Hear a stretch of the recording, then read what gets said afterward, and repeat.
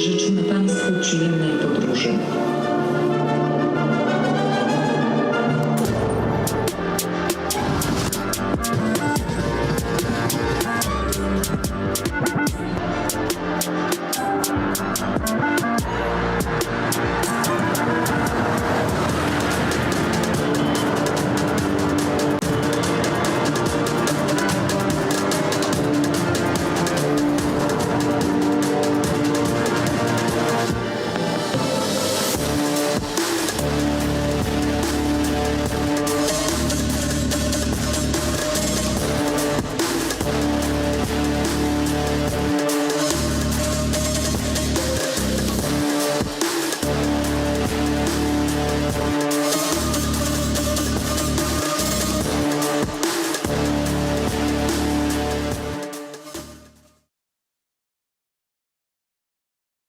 Państwa na debacie. I would like to welcome you to the debate on the resilient state. Karolina Lewicka, Talk FM Radio. I will be facilitating this debate. The speakers are Witold, Drożdż, Piotr Gąstał, Bartłomiej, Sienkiewicz, and Wioletta, Paprocka. The Minister of Internal Affairs, the Coordinator of Special Services, Tomasz Siemoniak, will actually start this panel.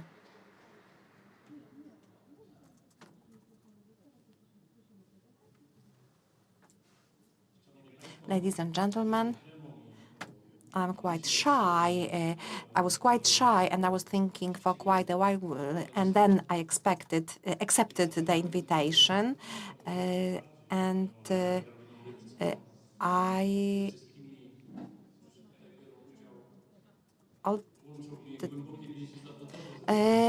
have lots of work-related relations with most of the people who are here. Everybody, all the experts are the experts in the field of security. So I was offered to perform the part to initiate this discussion. It's not an easy role, but I do hope that several comments will allow the participants to comprehend this situation better. The situation that is related with security. And we are taking part in the freedom game, so the aspects of freedom and security are very close to each other. However, the organizers decided that we should make the specific category of the resilient state. This category has become an extremely important category, and we need to discuss it.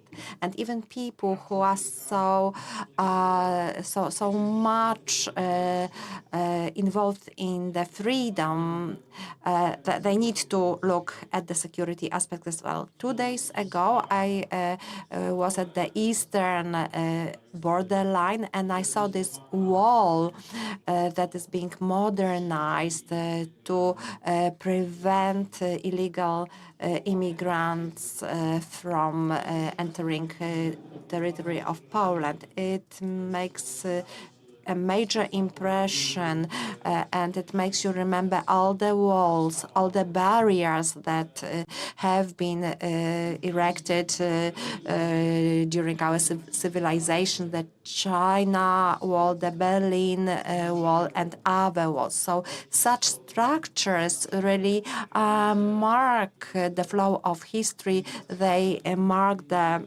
borders among civilizations and the words that are trying to defend themselves from the bad things. So this wall, this barrier on the borderline shows that we are in a completely new situation, and that talking about the resilient states, it's no longer theoretical discussion among planners, traders of military equipment. This is the debate for the present. Every citizen should be involved in this debate. We have to look at these aspects in the perspective of the few years ahead, and we need to consider what the government, central government, self-government do to make Poland a safe place. These borders, these walls are erected here and now. Łódź is the city located in the central Poland, but when we look at the border lines, we just celebrated Schengen Treaty anniversary, and we can see that there are some changes in the Polish and the German borders. So we cannot have influence on most of these negative situations, but there is also something we can do ourselves using our funds, state funds. So this discussion accelerated after the year 2014, after the first phase of Russian aggression on Ukraine, when all the historical demons concerning the threats from the east have reappeared. And we also were even more affected after the 24th of February 2021, when the full-scale war started. So people in their personal discussions touch upon this subject. We know that Poland has joined NATO, then joined the European Union. So people took it for granted, and people thought maybe that the history was over, but it's not over. It has restarted very intensely. So which answers should we provide? We can talk about these things that are done by the central government, about the funding for security issues, how we are engaging the allied armies in Poland to make it a safe country. We could talk about these aspects that are non-military, so I mean the civil defense, different projects that are to protect our society. Just to introduce you to this panel of the games, I would like to tell you about the awareness of our citizens. You win and lose the wars in your heads. Whether we are prepared to them, whether we consider the wars in different spheres of our life. We need to build the resilience. We have to spend our taxes, our time on resilience. And if we do this, the wars will not come to our countries. Of course, there are different emotions involved when we hear different contributions, like the contribution by General Kukua, who said that he represents the generation that will have to defend Poland with weapons. So, and when we look at the perspective of people who can influence the reality, is that they should do anything possible to prevent the war. So we need to discuss material aspects, political aspects, awareness-related aspects, the international allies, the presence of foreigners, foreign armies provide the foundation. So to end this introduction, I would like to say about the work in the parliament, the work on the protection of the population, of the citizens, and the civil defense. It's not the amendment. It's not to make the state work better. This is a radical change that will develop the state resilience for the coming decades. This is the topic of hundreds and thousands of projects, so building shelters, raising awareness on our preparedness in different situations. We also need a strong support of everybody, support to this project, because everybody is for this project in general. Everybody is for the security of citizens and for developing civil defense. In new buildings, in new office and residential buildings, we have to make sure that the garages can act as shelters. This means that these homes, these offices will be more expensive, and then people are not that much for such solution. So there is no such awareness that maybe we should pay more for the office buildings, residential buildings, provided that they would provide us with some shelter. So we need a debate, we need discussions on these important subjects to make sure that everybody understands that the strong state depends on the support of the citizens to build the state's resilience. There are different aspects. I'm not mentioning cyber security, cyber threats.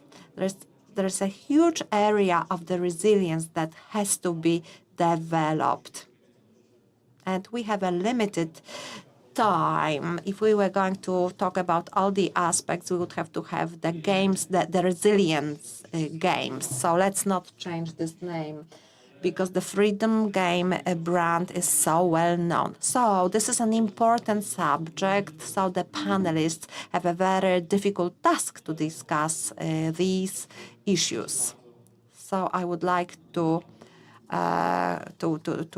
wish you to have a fruitful discussion. We are very curious to hear what are your views on these topics. I know that you have a very interesting views, because we have been talking about these fields on many occasions. Actually, the moderator, who is a journalist, she often interviews me, so that's why I was a bit shy. So I'm going to leave the stage now, and I will leave you in the hands of Karolina Lewicka. Thank you very much. Tomasz Siemoniak, the Minister of Internal Affairs and Administration, coordinator of the Special Services. Actually, I didn't meet with the minister in the same company. Actually, we both worked for the public TV, but it was a long time ago. So I would like to introduce the panelists: Wioletta Paprocka, Bartłomiej, Sienkiewicz, Piotr Gąstał, and Witold. The minister has just said that we can afford to have a resilient state. So I wanted to ask you how you define the resilient state. If we consider the definition of the biological body resilience, well, I think it can be translated into the resilience of the states. This is the capacity to protect the body against pathogens and support to all the mechanisms that provide immunity.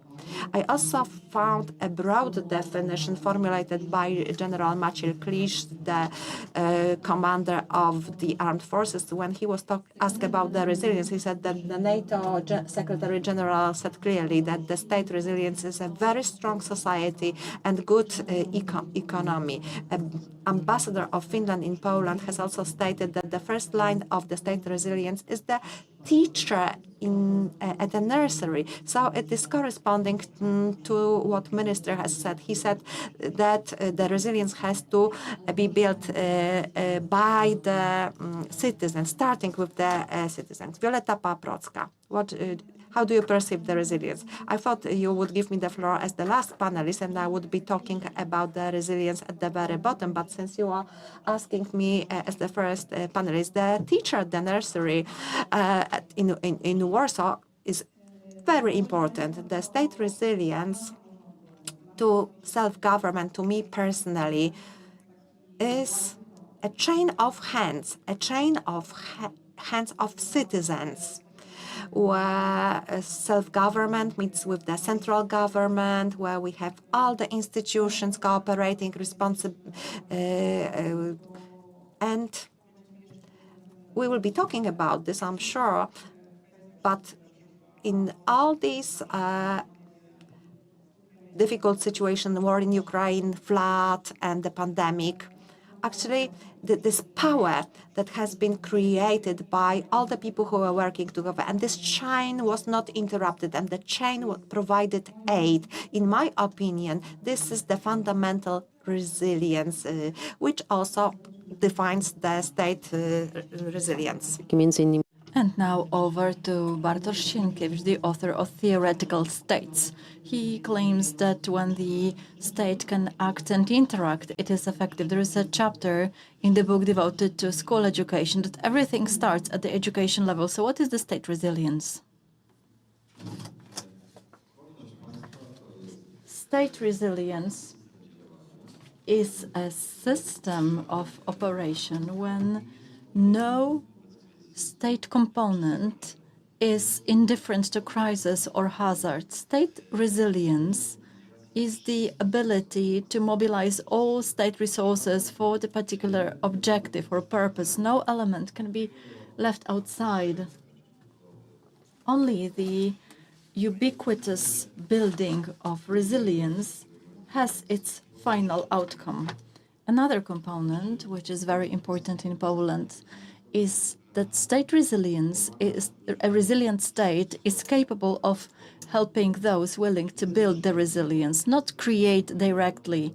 I'm emphasizing that we've got this indigenous gene, which is the reason for our national pride. And in my opinion, this is one of the reasons why I love being a Pole. Whenever something happens, people get organized, despite the fact that they seem to be a collection of individuals. You don't need to tell people what is needed because they find everything. And there were civilization leaps based on the same based on the same principle. Electrification of countrysides, pre-accession funds and treatment plants. In crisis, we can do everything. Once building the state resilience, we need to take care for every single element to be involved. And secondly, the state needs to support and take advantage of the natural and amazing feature of Poles to self-organize in crisis. In my opinion, these are the foundations or fundamentals of resilient Poland. We could see some examples several months ago, weeks ago, when the south of Poland was flooded. Poles knew how to protect their property from flooding. I'm looking at Mr. Gąstał. Polish state was engaged in defending these areas, and now under the Phoenix, it's involved in cleaning these areas. The ministry has the reason to be proud, or perhaps using the army for such purposes weakens our military strength. What about the emergency response? How does it work? Well, there is also the defense of state borders and helping citizens in crisis. The army has resources and funds to arrive and rescue citizens whenever necessary. Helicopters, heavy engineering equipment was sent, that some temporary bridges are built. So that's the obligation of the Polish army. Army does not operate only in such situations as the war, but also in emergency when under civil control the army acts. We simply change the order of controlling and using our forces. So it's good that the army boasts about such situations. There were cases when the army was not proud of such actions. Witold, Drożdż, what is your definition of a resilient state? For me, it's like a triangle of awareness of all social life actors. The ability to respond to events and potential threats, and finally an approach, an attitude of active engagement to prevent hazards. Referring to what the previous speakers mentioned, I suppose the resilience belongs to a different place at the timeline. I wouldn't evaluate it considering how we got organized in crisis, but I'd rather perceive resilience as a condition we built before a crisis strikes. Then it determines how we respond, whether we know where we belong in the response chain, whether we are surprised at the mental or organizational level. And in these considerations, I didn't hear about an element which is very important for me: trust. Mutual trust of various actors participating or involved in the event. One of the powers of the public authority was the high level of trust that everything that can be done is done. From my perspective, I can only say we felt that representatives of public authorities demonstrated trust when talking to the operators of critical infrastructure. The higher the trust level, the higher the resilience. But as we know, we do have problem with trust in Poland. We are quite skeptical towards one another, institutions, and ruling elites. And this is the problem that has not been solved over the years. Yes, that's true. This is one of the fields and metrics of our resilience. The higher the trust, the better cooperation in emergency.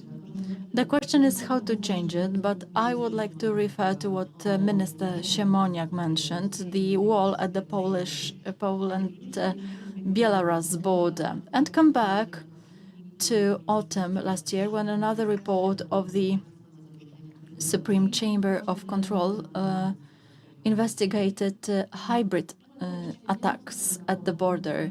Considering the results of the report, the slogan of the Law and Justice, "Safe future for the Poles," sounded ridiculous.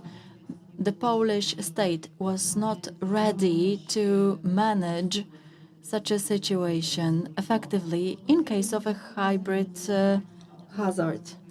Before I ask about this situation and more severe hazards, including military ones, I would like to quote an inspector of the Supreme Chamber of Control.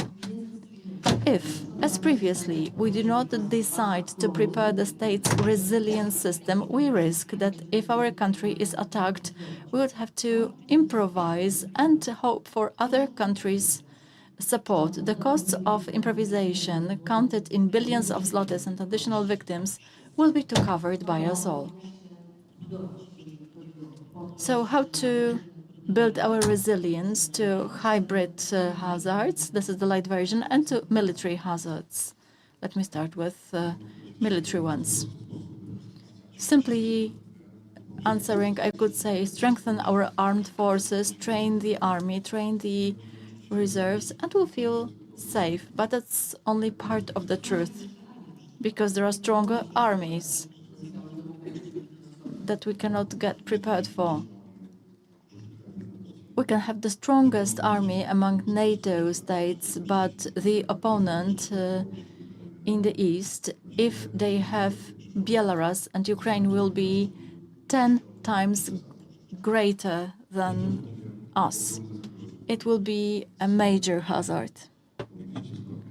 During an armed conflict, the entire society participates, not only the army, because the society is affected by destruction. It covers residential districts, critical infrastructure, and so on and so forth. Why? To break the society's will to fight for its freedom. The society will be as strong as the state is going to be, and the state is going to be as strong as its society. I do agree with the previous speaker that the grassroots initiatives are very important. We need to educate people how to behave in hazard, to provide help to your friends and families, so that in the local structures, the society is prepared for the most important aspect of saving their lives. Bartłomiej, Sienkiewicz. Money, army, military, civil defense systems. These components need to be well-tuned and combined. I would like to refer to Minister Siemoniak, who said that conflicts always take place in human heads. The physical, material, tangible potential of the state and its mental resources build the resilience, no matter whether we mean civil defense, the army, or any other aspect. The awareness of hazard and the fact that we can handle the hazard builds the resilience in human heads. I suppose we'll be talking how to strengthen it in the postulate layer, but I believe that awareness is pivotal. This, for me, is among the hardest challenges for Poland. If real estate developers say we're going to sell houses at higher prices, everybody wants to live in a safe country with perfectly trained, resilience mechanisms. But the crucial question is, what can you sacrifice for this state safety? 2-week training once a week, is it huge sacrifice? Thinking about your property. If you are an owner of an excavator who can discover that in a critical situation the excavator will be used to build state resilience, will it be accepted and taken for granted, and the person will be proud that their excavator will be a part of the state defense system, or will the person follow a standard attitude, meaning my world is my world and whatever is external should stay away from me? It's libertarianism, which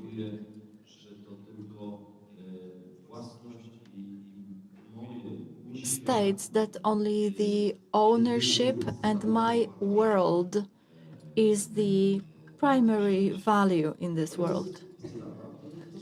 This is an attitude we can identify in many elements. In my opinion, this is the major problem when building resilience. It applies to soft and military resilience. Referring to what MP Sienkiewicz and Minister Siemoniak mentioned, General Kukuła mentioned the generation which should take weapons and defend their state, but obligatory military service was also postulated to be introduced. It has been suspended some time ago. Hence the question, are we ready for such a decision if the situation in the East aggravates? I was quite surprised when the Polish state started to make a list of males in reserve lists when the war in Ukraine started.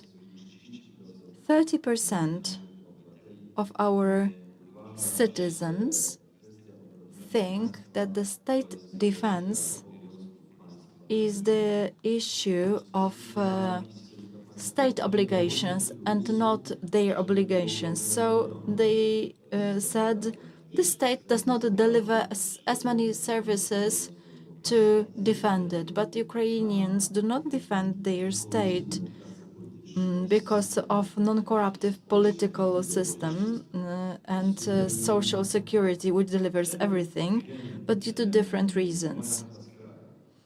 This gene, this Polish gene, that what is mine is most important, is a major factor preventing a breakthrough. We need either a systemic change or another measure to reduce such an attitude. So one more question. I'm looking at Witold Drożdż. I heard what Minister Siemoniak mentioned, repeated by MP Sienkiewicz, that you win and lose the war in your head. When I heard it, I remembered the story of the September campaign and the propaganda stating that we are strong and ready to give a single button. I read about tremendous social shock when the Polish state disappeared within several weeks, that it plowed social mentality. And it really took lots of efforts to organize the underground state. But the shock that ruling elites disappear was huge. The question is now, why is Ukraine so resilient? Because the state symbolized by the capital, by Zelensky, but the basic primary structures disappeared.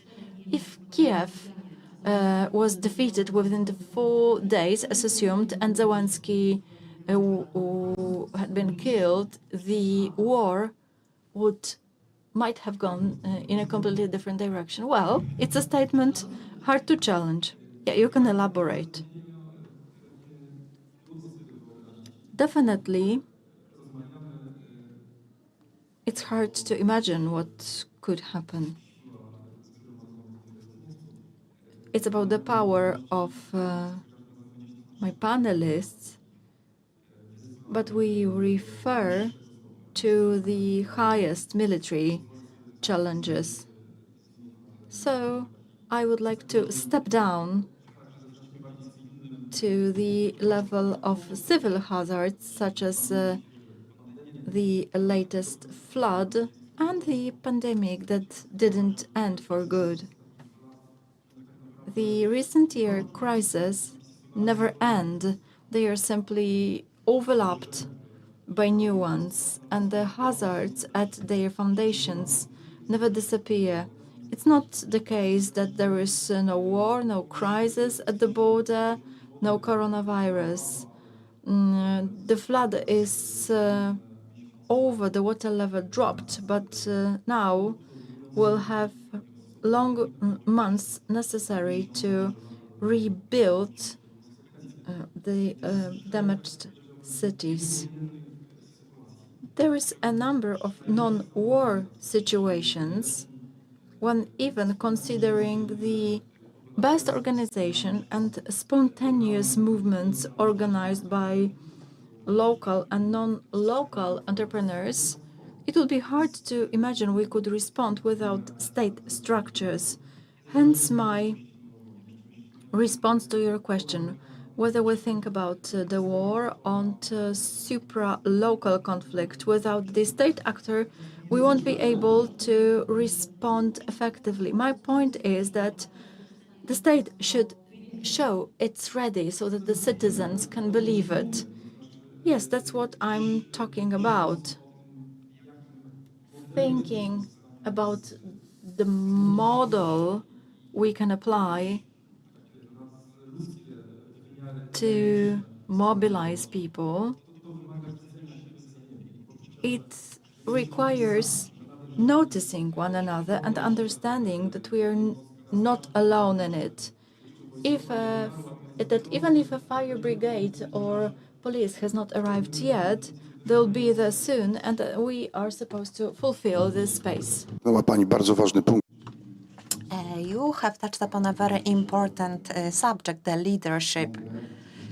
Smart, determined, and aggressive in a way. Leadership is an important factor.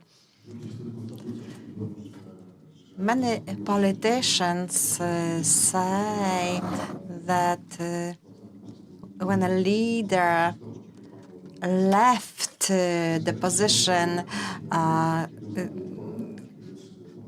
actually, he's talking about President Żołański, that he stayed in Ukraine and he gave an example, certain example.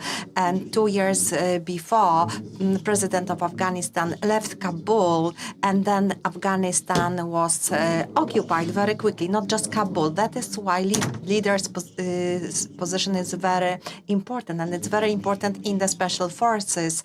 The team is strong if the leader is strong. So leadership and link with the state is very important. And local dimension, we've just heard that Warsaw was trying its alarm signals under the project Safe Warsaw. So what about the territorial dimension? When we talk about resilience and trust, I agree with you.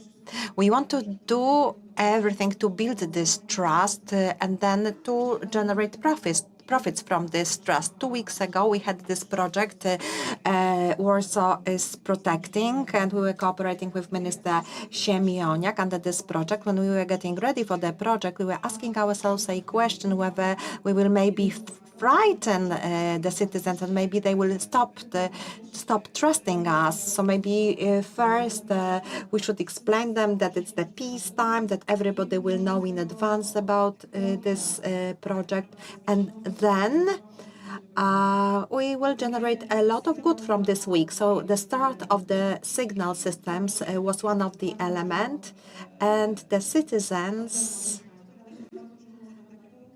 many citizens who were criticizing us, they were saying that the signals were not loud enough. So we found out what should be corrected, what should be verified and improved. So we will have another week to start the signals to get the society accustomed to the signals. The peacetime has to be used to become strong in terms of military assets. Maybe the situation is currently not appropriate, but we need the leaders. So somebody has to decide that the state, the city has to start its signal systems. So only then we will be able to support people. So the lowest, the local social level is very important. Services have to provide support. The state has to provide support. You've mentioned prevention, so I wanted to ask you about the conclusions, because we have this saying that Polish people do not learn much before they experience something. But let's take the example of the pandemic. When the pandemic was over, the government stopped taking any measures. There were in the UK, there was a special committee appointed. Each decision was assessed by this committee. The committee was checking who's responsible for the specific decision to make sure that they get the conclusions for the future, because probably a pandemic will start again. So I would like to ask you about drawing conclusions. What to do that we have enough knowledge after the difficult situation. Bartłomiej, Sienkiewicz. I would like to remind that Prime Minister Tusk promised that there would be a very detailed analysis concerning the flood in the Upper Silesia. So every element has been analyzed, and I think that the public administration has already received this information. Minister Siemoniak and his people are working on the report from this assessment. So these are all measures that are conducted at the lowest local level. I used to be the Minister of Culture, so when I started my office, I was asking this question about the cultural assets. What happens to these assets when there is a hazard, a dangerous situation, a disaster? And I discovered that actually there were no appropriate plans. Even in the National Museum, there are 200,000 artifacts. So these assets will not be able to be evacuated. Of course, we have special oak tree boxes that are very heavy, and they are not suitable for carrying such assets. So we followed British examples. So in the UK, there are 100 facilities that have to be placed in the safe harbor. They have to be saved regardless of the situation. So we've implemented a system of selection, what should be rescued first and how these objects should be rescued. Ukrainian experience demonstrates that it's not about evacuating the assets, but you have to have appropriate shelters built in the vicinity of the places of culture. So you do not want to transport them to other locations. So again, in Poland, there are lots of places. I would like to get back to the year 1939, where people were prepared for the gas war. So everybody was provided with a gas mask. And then, of course, the state really collapsed before the gas was used.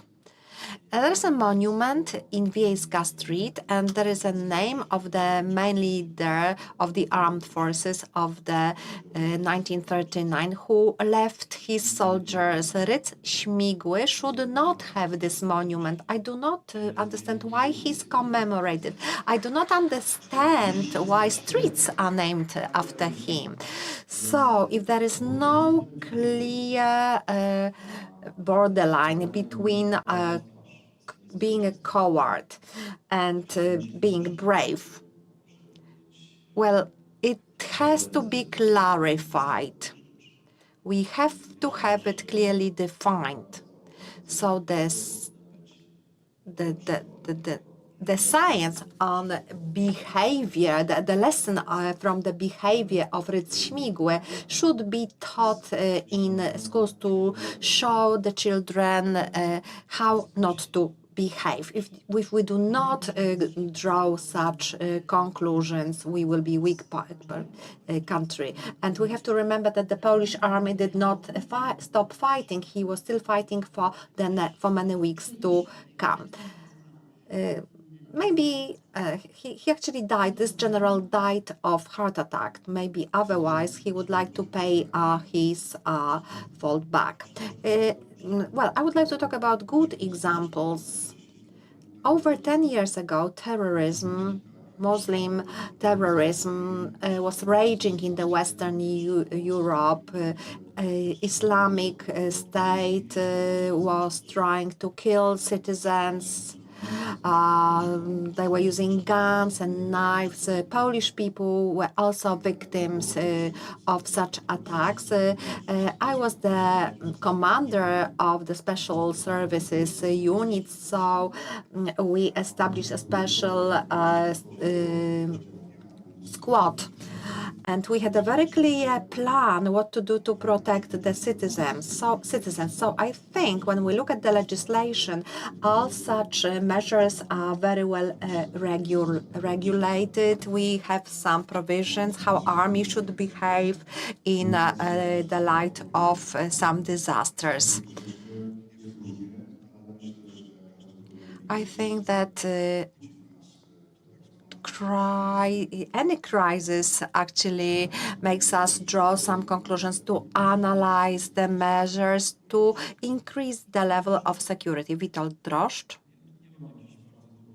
I don't have good memories from the latest crisis situation, and I'm not sure whether we were good at drawing conclusions. I do not have this feeling that after the pandemic, after the initial months of the war in Ukraine, the first months that should provide this opportunity of developing first conclusions. There were no sessions with the representatives of public administration authorities, so we didn't share these conclusions with them. I will just give you an example.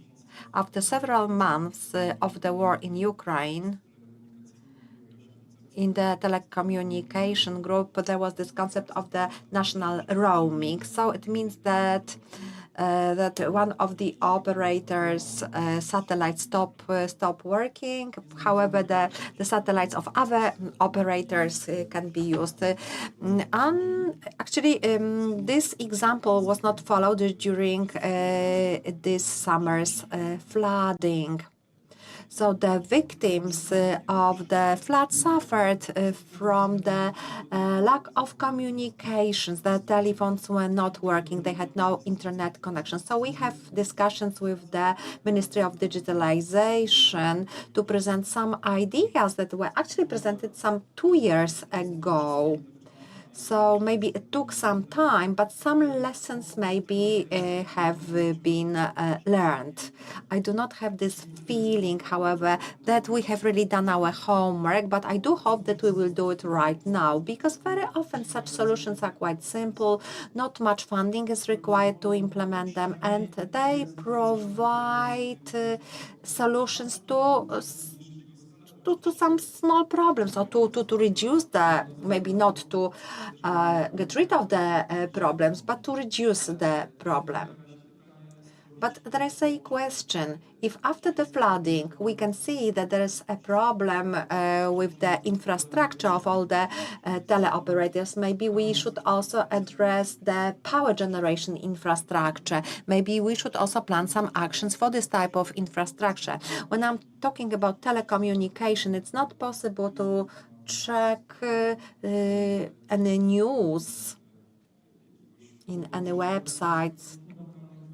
So some fundamental issues cannot be done. For example, getting connections with emergency numbers. Violetta, Paprocka. Actually, we have 12 minutes left after the lady's contribution. We will probably have 10 minutes left. So if you are going to have some questions, if you would like to ask some questions, maybe we will take 2 or 3 questions. I will give you an example. We discussed with Witold Drożdż in one of the panels. It was a panel on resilience. So we were talking how to get prepared to crisis situations. And I gave an example that worked in Warsaw.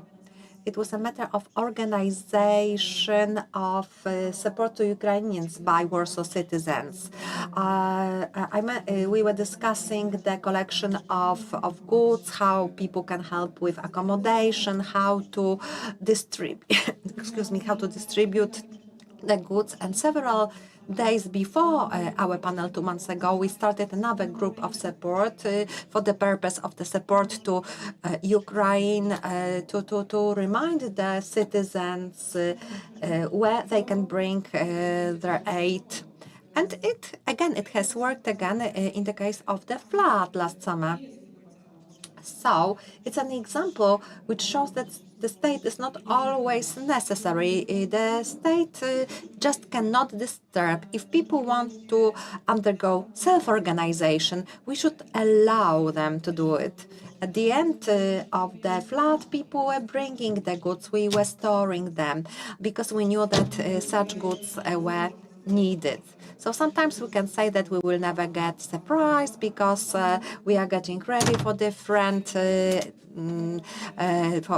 for different events. But then we discover that in 2 or 3 weeks' time, such cases do happen. We can always be taken by surprise. And when this happens, our citizens of Warsaw will ask us, tell us what to bring and where. So are there any questions? You can see there are people who would like to ask questions. The back rows. Good morning. I would like to start. Ladies and gentlemen, contemporary modern world in which we live makes us make braver decisions. All of you are making the decisions. On the other hand, we live in the times when there are different changes due to the change of government. It's a paradox. So on the one hand, you have to make brave decisions. On the other, you are aware that the settlements have to be done. So what is your opinion? Can we live with it? Is there a way to go forward with this? Is this an element that will remain with us and it will keep blocking? Bartłomiej, Sienkiewicz, well, probably I am most politically engaged, so I will try to address this issue. I can see one solution. The solution is the courts. Any other solution will not be the best solution. If some mistakes have been made, and they were costly mistakes to the state, a lot of money was spent on them, the court should judge this. The pandemic is the best example. So who was making money on pandemics? In the country where the death rate was the highest in the EU. So it's about the nature of morality of the public life. So this has to be judged by the independent court. If we don't do this, we will believe that anything can happen in our country, and it's not a good belief. It's the same about building resilience. We are coming to the end, so I wanted to add one more thing. Referring to the previous speech, I think it's very important that we have to rethink the role of districts, of counties, as the last link of the country, of the state. So the districts have everything that is necessary for the national emergency system. It's a key element of management of police. 80% of the district tasks are the state-related tasks, the lowest level of participation in the local election. We had the king, Casimir the Great, and actually he designed this level where the lowest level was the district and the starost, the head of the district. So it survived for 400 years, and we have to again address this level. It's very important, and I very much support the thesis that the state security is built at the lowest levels. Next question, please.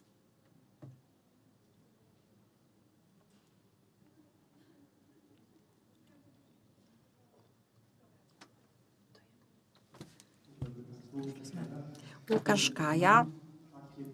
I have a question and a comment because an MP said that when when buildings are built, garages should be adjusted for the defense-related reasons.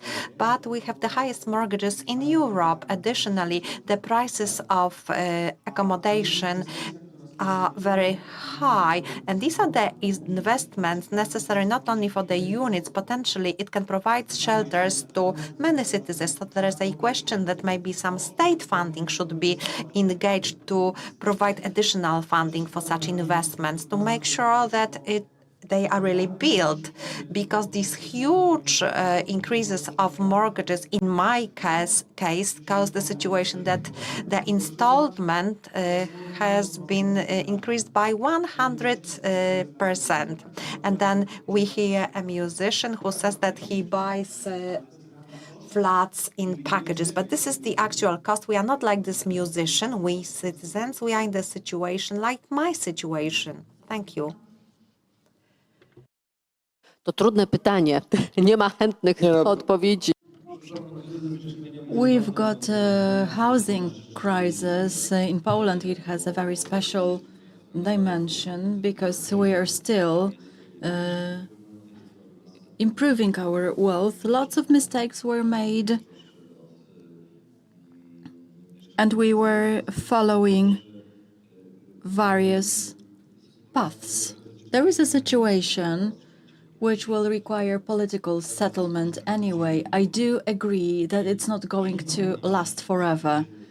I don't know whether there is going to be a perfect solution, because if countries which are richer than us, such as the Netherlands, France, Germany, or Italy, have the same problem, I believe it's a civilization problem. I'm not saying it to take some responsibility for politicians, but they simply know that the solution is not going to be perfect and someone is going to lose on it. It should be the smallest group possible and not the poorest one. And the time for last question.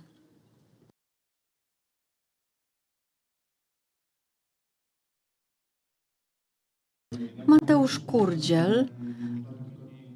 For the last few weeks, I was a member of flood staff. I come from Łódź, even though now I live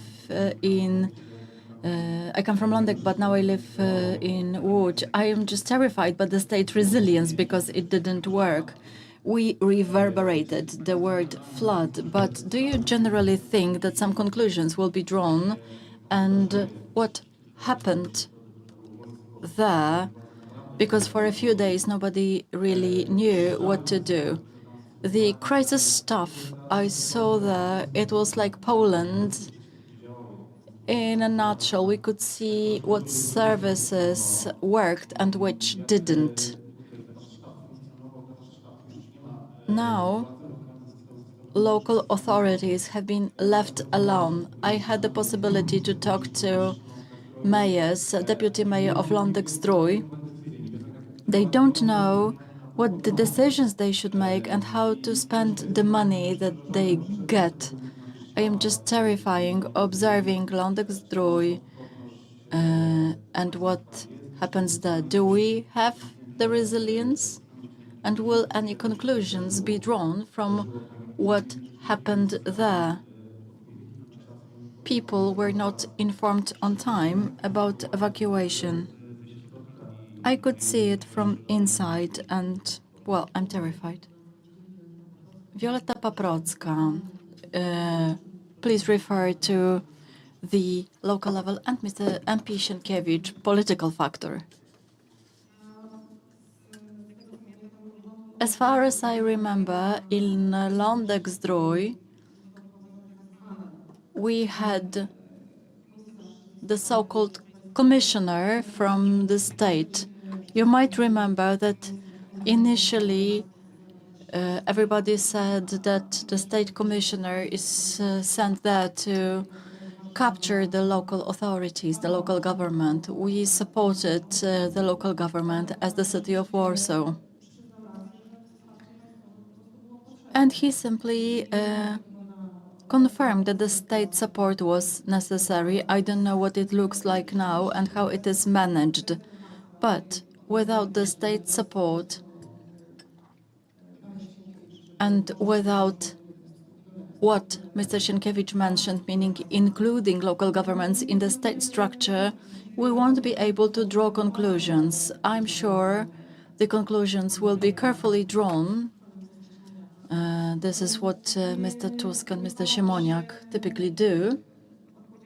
But I wouldn't be afraid to refer to local authorities' responsibilities. It's about emergency crisis management. So I don't suppose anybody would disturb, but local governments need to be involved. Mr. Sienkiewicz mentioned the audit promised by the Prime Minister. Anything else? Not all components worked, and not all local officials suspended the burden. We need to reinforce the lowest level of state functioning, meaning communes and municipalities. Now the system has become weaker rather than stronger, so we need structural changes, including power allocation. If we do not restore stronger state presence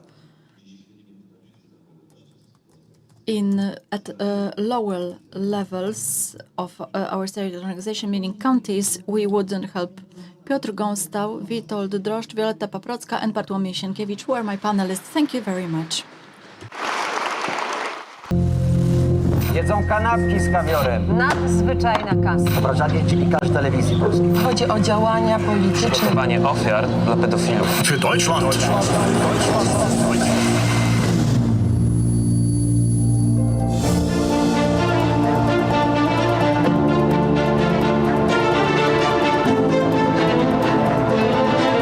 TVP Info. Włącz się na nowo.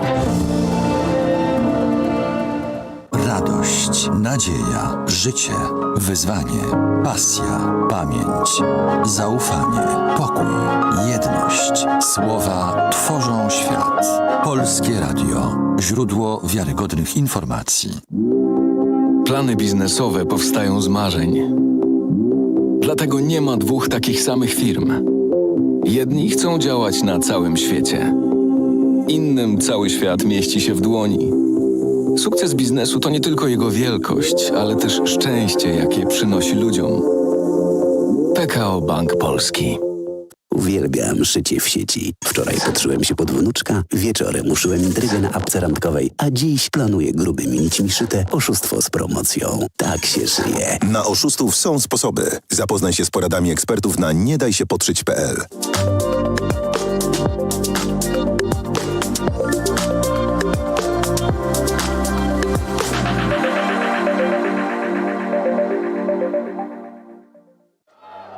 It's not always easy to recognize.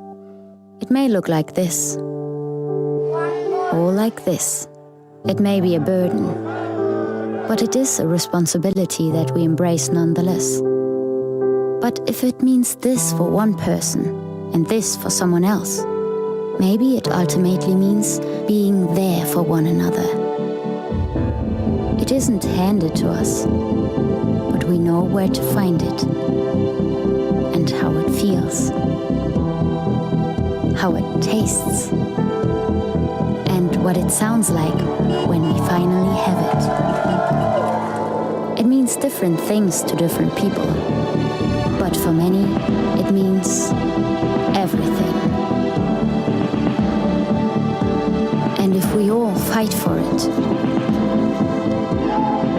it will eventually bring us together.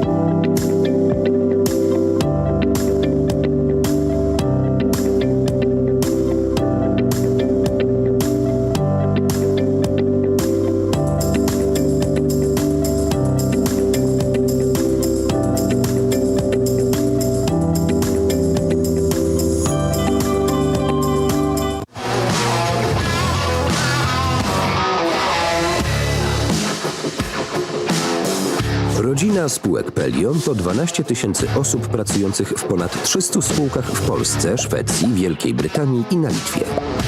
Jesteśmy liderem w branży ochrony zdrowia. Od 1990 roku dbamy o długość i jakość życia. Pracować z nami możesz w jednym z 7 obszarów.